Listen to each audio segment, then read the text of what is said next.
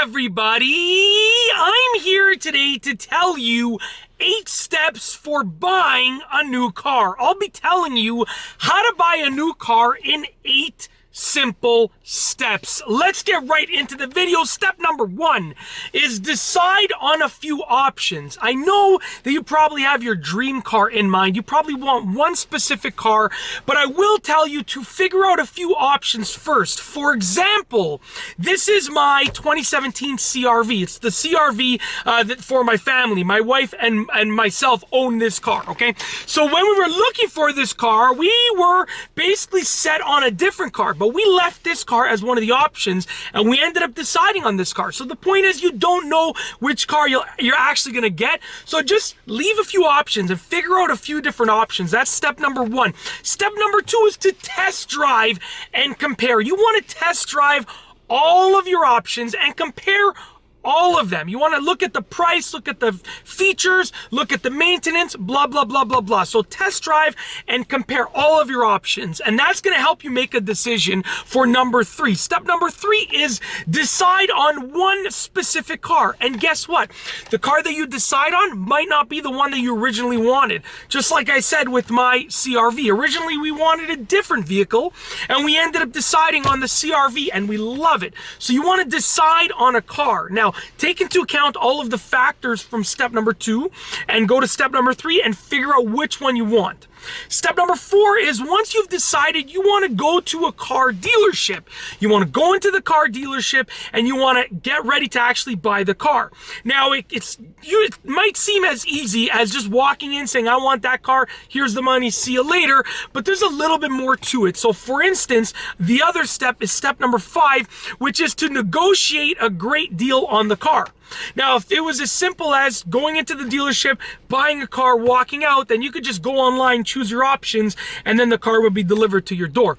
But there's a little bit more that goes into the actual decision process and negotiation process. It depends on their inventory. It depends on how much they paid for it, if there are any manufacturer discounts, and so forth. But step number 5 is negotiate a great deal. Use all of your negotiating power, all of your negotiating skills, and negotiate a great deal. Step number 6 is figure out how you're going to pay for the car. Obviously, if you're buying a car, it's not free. I hate to break it to you. The car is not free. So you got to figure out how you're going to pay for it. Are you leasing it?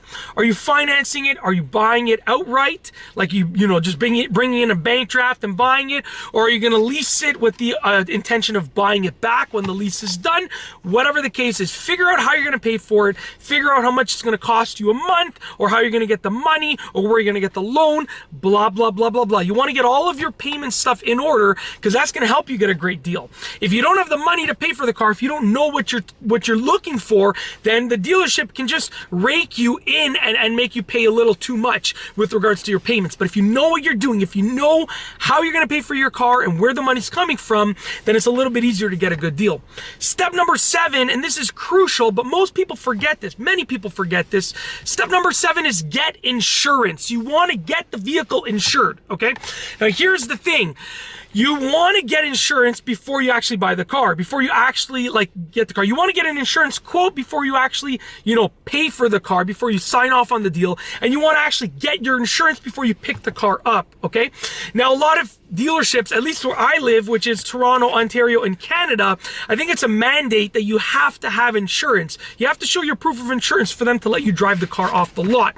At least in my situations, when I've picked up my cars from dealerships, when I purchased a new car, which was twice in my life so far, I've had to show them proof of insurance before I could drive away. So get your insurance all taken care of. You need to have that done. Know how much you're going to pay and actually get the insurance so that it's all said and done. Last but not least is the 8th step, and this is probably the most important, which is pick up your new car. Now, it might seem as simple as just, hey, here's the keys, thank you, see you later. It's not that simple, because when you pick up your new car, what you want to do is you want to inspect it. Inspect it, make sure that the odometer is reading, I mean, it's not going to say 0 because they have to actually bring the car to you, but make sure that the kilometers are like extremely, extremely low. Like, you know, when I've purchased my cars, I think they had like 8 kilometers or 6 kilometers on them. But a low number is usually acceptable for a new car, okay? It's still new even though it has 10 kilometers, 8 kilometers, right?